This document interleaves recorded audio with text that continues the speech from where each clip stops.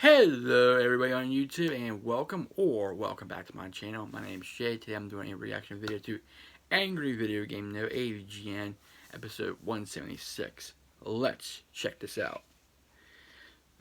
Alright then, here we go. Thanks for watching this episode of Angry Video Game Nerd on Raid 2020, which is about stopping crimes in the future.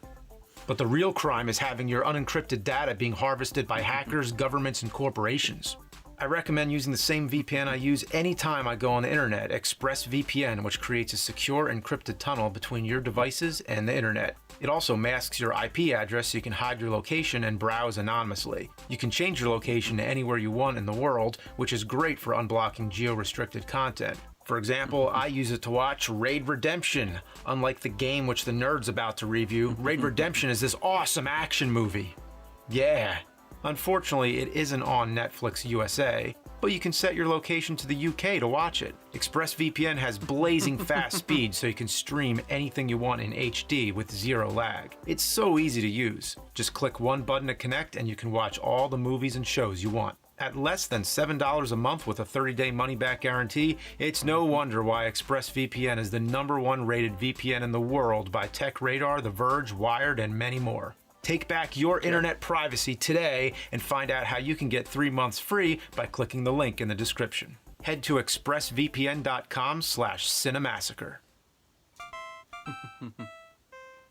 Color Dreams was the company making all these unlicensed games for the NES, like Captain Comic, Secret Scout, and Raid 2020. Maybe I'll review that in the year 2020.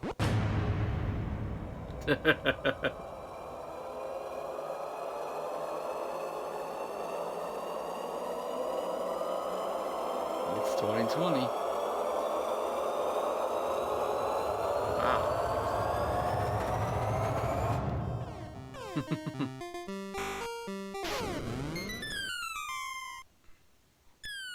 Okay. This is what we all been waiting for. It's gonna take you back to the past to play the shitty games that sucked ass. You'd rather have a buffalo, take a diary, Like the metal tuck in his diary. You'd rather eat the rotten asshole of a roadkill skunk and down it with beer. He's the angriest gamer you've ever heard. He's the angry Nintendo nerd. He's the angry Atari Sega nerd. He's the angry video game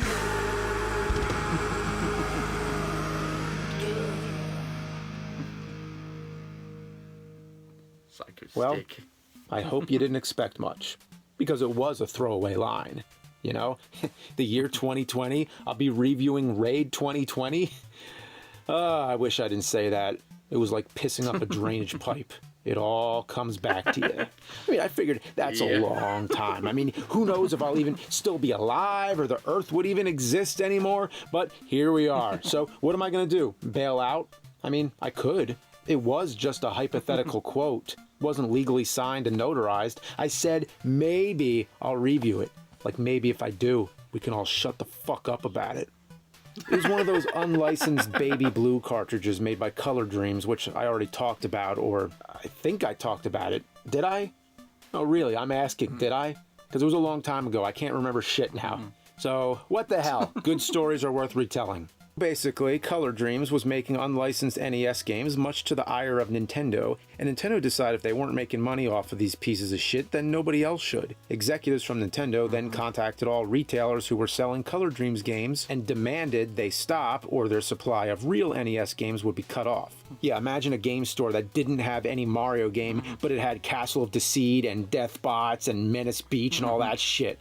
And back then, retailers couldn't afford to be cut off by Nintendo, so they just had to say, hey, sorry, Color Dreams, you're gonna have to fuck off. And then Color Dreams, without anywhere to sell their games, thought, huh, what would Jesus do? Yeah, so Color Dreams rebranded to Wisdom Tree, or more like stupid-ass piece of shit tree, and sold their games in Christian bookstores, which weren't selling video games to begin with. They were selling Christian books. On top of this, they figured Nintendo wouldn't go after Christian bookstores or else they'd suffer the wrath of God. Because if there's one person Nintendo knew they couldn't tangle with, it was Jesus fucking Christ. And as you know, they switched over to making Bible games. And even before that, they already had the market cornered with shitty, unlicensed, mediocre garbage that Nintendo wanted nothing to do with. And that's how we have Raid 2020. Honestly, the cyberpunk cover art looks pretty cool with that Blade Runner vibe. Blade Runner took place in 2019. So was Raid 2020 trying to be a bootleg sequel or something? Probably not, since the working title of the game was Drug Tsar. Drug Tsar. Drug Tsar. Well, on with the game. Let's play Drug Tsar 2020. Now that's a title screen. You got an Uzi machine gun and a bottle of moose pills or something, and I think those are lines of cocaine?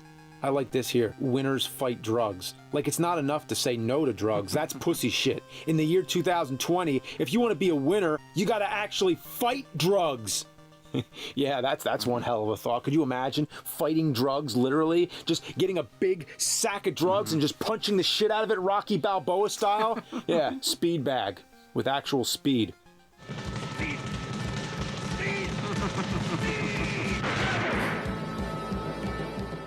Alright, I'm going to start this filth up again for you. But first, let's take in this moment.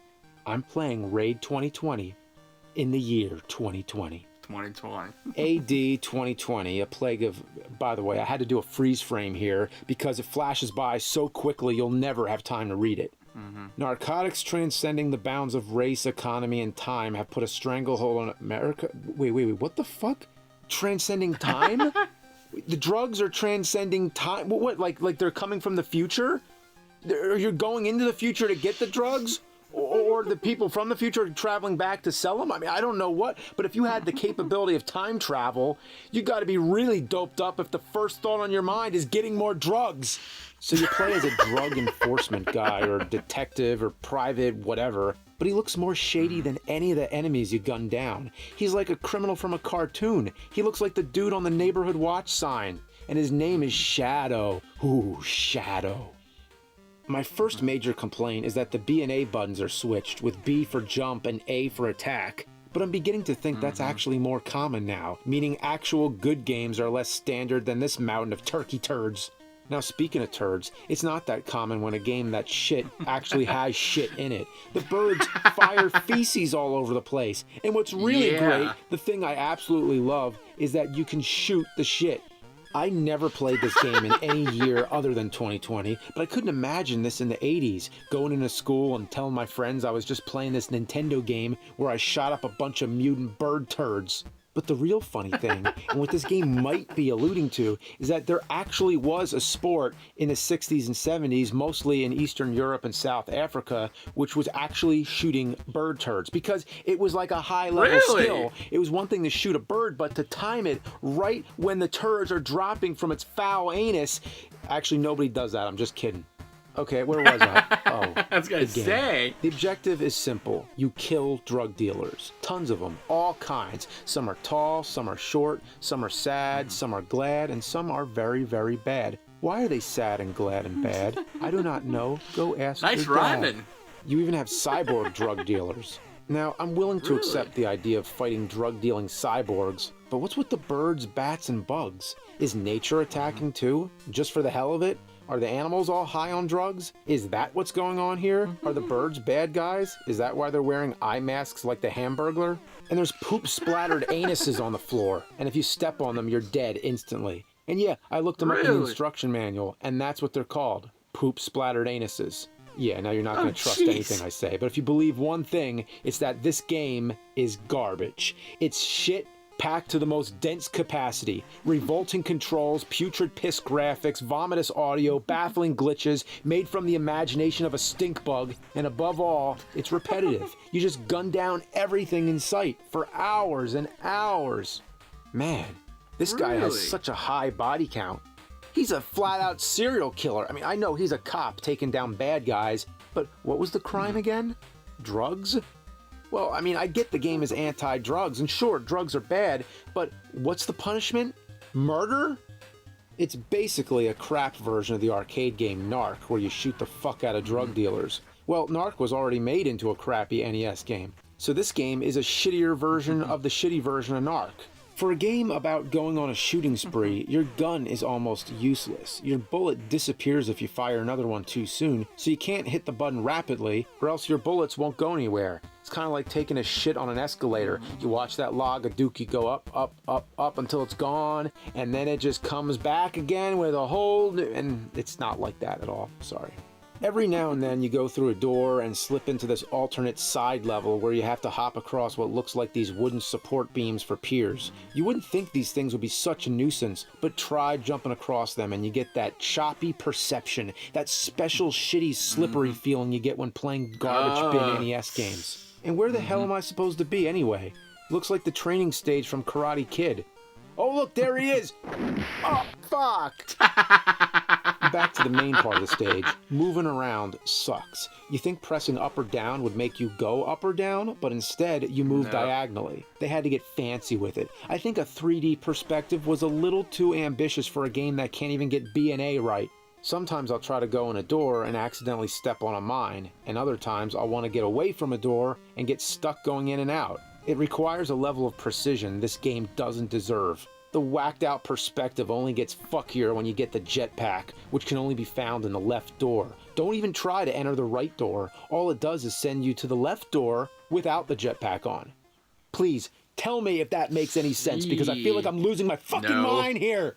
But anyway, this jetpack is the best thing this game has to offer. Now you can just fly over half the level and access items that you couldn't reach. There's boots all over the place and I have no idea what they do. I thought they'd let you walk over the poop splattered anuses, but sometimes it works and other times you get blown the fuck up. I got blowed up. There's also upgrades for your gun, but the projectiles just dance around the enemies like in Fester's Quest, especially the one that fires in a circle. How is that supposed to hit anything? Like, look at this shit. I can't even kill this crow. Maybe the bullets are made of crows. When you beat the level, it says, "Good job, Shadow. Drug trafficking activity has decreased, but the pier is still infested with dealers. Go save our pier?" Wow. So we're not fucking around here. We really have to kill every single person we see. Damn. So let's go back through the level and gun down every last degenerate fuck. Dead, dead, dead, dead, dead, dead, dead, dead, dead. Okay, did I kill enough fucking people? I don't see anyone else. So I exit the level again and... What the fuck? Who did I miss? All that's left are the bugs, birds, and bats. Are they all drug dealers too? Wow, what a bleak future Color Dreams painted for the year 2020. The drug epidemic's gotten so bad that even the local wildlife is trying to get you high. Could you imagine walking through the park and a pigeon's trying to get you hooked on heroin? Okay, I figured it out, and you're not gonna believe this. Extra enemies will respawn when you hit the select button. Yeah, when you bring up the menu and then come back out of the menu, there'll be certain enemies there that weren't there before. So you have to go back through every room, hitting the select button to make them all show up. Yeah, I walked through this level like 5 times, and there was only one enemy left to kill. Well, damn. You think maybe we could have let that one guy live? I mean, after all, he was hiding in a room after he just laid waste to everything on the pier. I mean, after witnessing the death of all his drug-dealing friends, don't you think maybe he'll change his ways? Well, in the year 2020, winners fight drugs. Alright, so I killed the last guy, and finally, I'm off to the second level. It starts up and whoa! I'm on a boat now?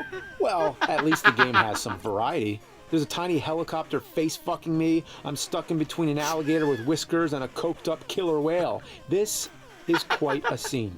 It's drug-fueled madness where you can't touch anything. Rocks kill you in one hit, turrets shoot in every direction, helicopters slam into you, orcas are swimming everywhere, and of course, logs of shabby-looking chocolate bars that fell in the toilet next to a log of shit.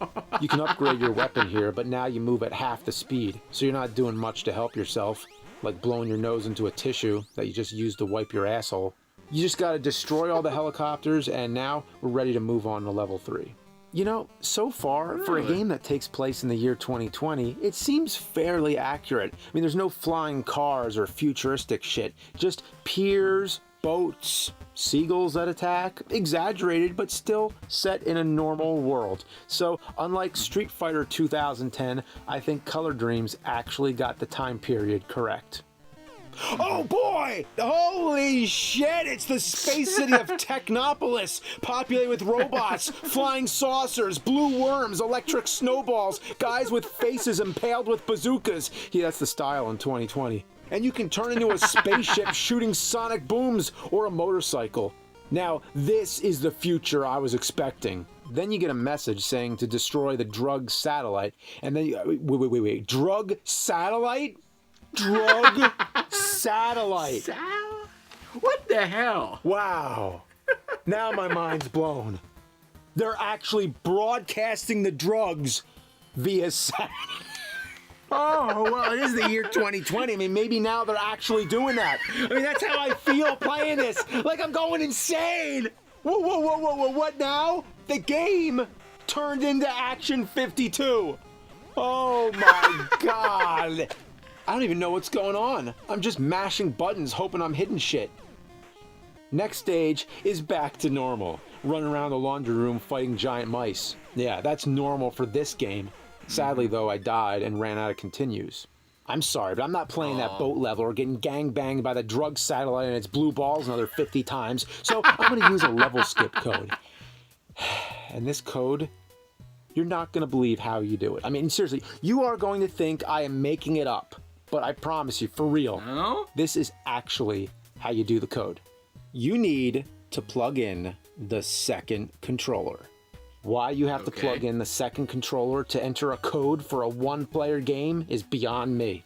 So on controller 1, you hold up and A, and on controller 2, you hold up. Have fun with that. Then you let go on the first controller and hit the B button and then hold B to hit select. Keeping in mind, you don't just hold B, it's a tap and a hold. I guess they figured they fucked up the game so bad, they might as well make the code something so secret that no one will ever guess how it's done. Wow. Well, I would have never guessed that. So mission accomplished.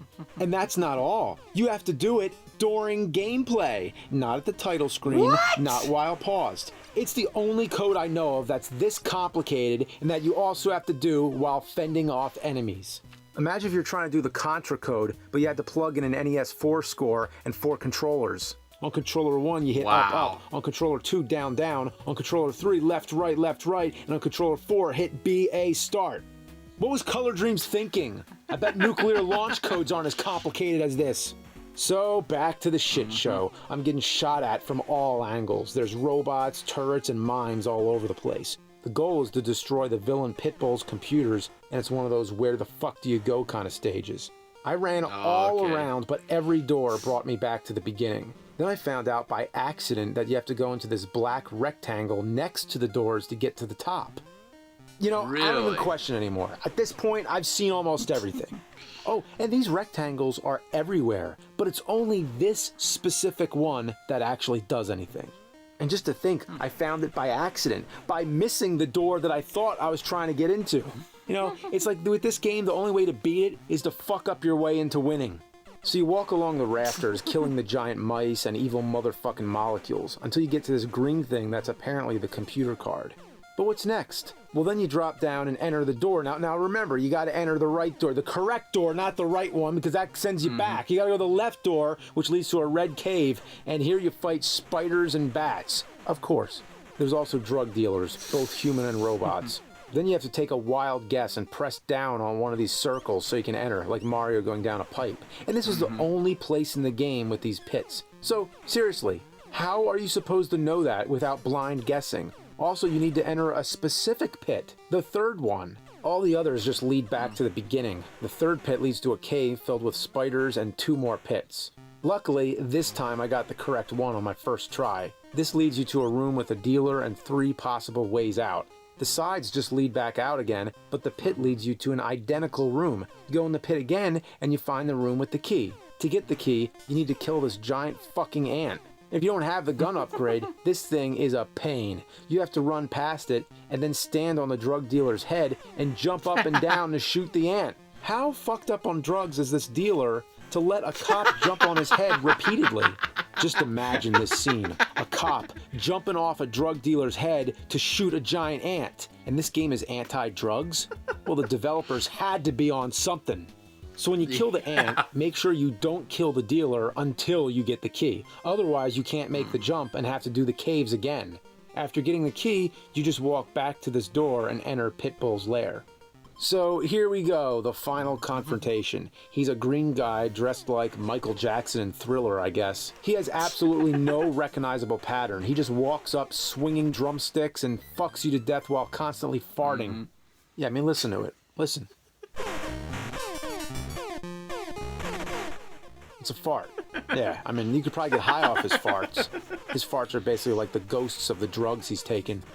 It's worse than the drug satellite, and I can't believe I just made that sentence. You have to keep firing at him and hope it hits. This fight alone, with all the times I died, took almost as long to beat as the entire game. But with a lot of luck and a lack of anything else better to do, I was able to beat Pitbull and destroy his command center.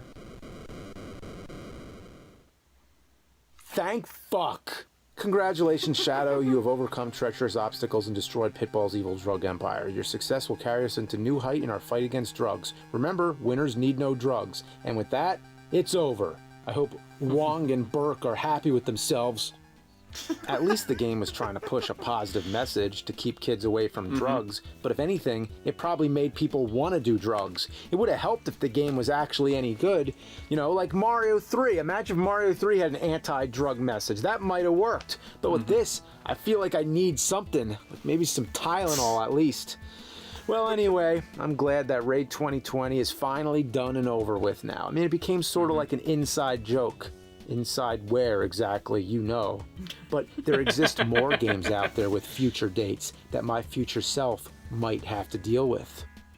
Maybe I'll play Phantom 2040 in the year 2040, or Rush 2049 in the year 2049. Then it's only a couple decades until Cyberball 2070, and if the new game Cyberpunk 2077 sucks, I can play that in 2077. But then, in all honesty, I might have the perfect excuse not to, because I'll be 97 or dead. But then, in 2084, after my body is replaced by a T-800 endoskeleton with human skin, I can review Robotron 2084, or Robot Ron, if you prefer. In 2142, I'll upload my consciousness into the cloud, transcending physical existence and becoming everything and nothing, so I can review Battlefield 2142. I'm glad that one's not for a while. In the year 3000, I'll play SimCity 3000 for the remaining humans after my self-aware mechanical herd of nerds wipes out the majority of the human population. Then, the machines will make a time displacement device and send me back to the years I wasn't reviewing games and review those also. I'll play every Madden in the year they came out, Madden 94, Madden 95, Madden 96. And once I get through all the Madden games, I'll go back to the year 64 and do Mario 64, Pilot Wings 64, and all the N64 games with 64 in the title. And then, just in case you thought it was 1964, I'll go to the year 1964 and do them all over again. Speaking of which, no one will know the difference because they've never seen a video game. In fact, they'd be so impressed with it, it would be like some kind of technological miracle. Who is this weird robot guy who came from the future and brought electronic video TV games? Then I decide, well, maybe I should have starred them with Atari 2600 because that would be simpler rather than making somebody play a 3D game who's never seen or heard of a video game. But then I figure, well, why not go to the year 2600 to play Atari 2600 and then to the year 7800 for Atari 7800, and wow, that's a long time from now, and I don't even think video games exist anymore. Or the complete opposite, I'd play Atari Jaguar in the year Jaguar because now Apple is naming all of them, and because numbers actually ran out by now, you know, everything else is going on, poopity poopity turd, fuck, and shit sauce, and, Oh, you know, he's holy crap! That was good. I like the ending. Overall, that was a good video. That was a great video by Cinemassacre. Oh. He just keeps going at the end. It looks like a bad game, but I get the message what he was trying to send. Don't do drugs to younger audience, but that was very good and very entertaining nonetheless. I really like his Cinemassacre stuff, especially James and Mike. Very good stuff. I will definitely hit the like button on that. And I hope everybody has a... And I like to say, please leave a like, comment, and also please subscribe to our channel. I really appreciate it. I'd like to thank all my subscribers for subscribing to my channel. Thank you very much. And I hope everybody has a safe and wonderful Thursday. And I'll see everybody in the next video. Take care, stay safe, stay humble, and be a blessing.